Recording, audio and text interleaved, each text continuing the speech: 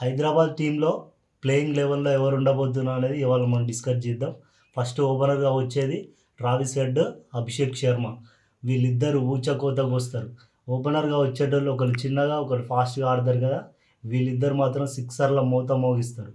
Third ప్లేస్లో వచ్చేది Ishant Kishan.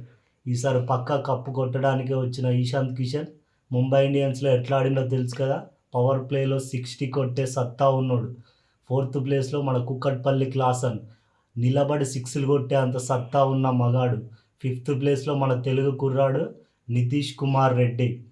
Allrounder కోటాలో హర్షల్ పటేల్, ప్యాట్ కమిన్స్ మన సన్ రైజర్స్కి నాయకత్వం వహించడానికి వచ్చింది. ఈసారి పక్క కప్పు కొట్టే తీరుతాడు.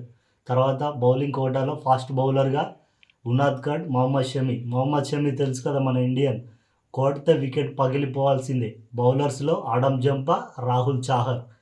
వీళ్ళు మన ప్లేయింగ్ లెవెన్లో ఉండరు.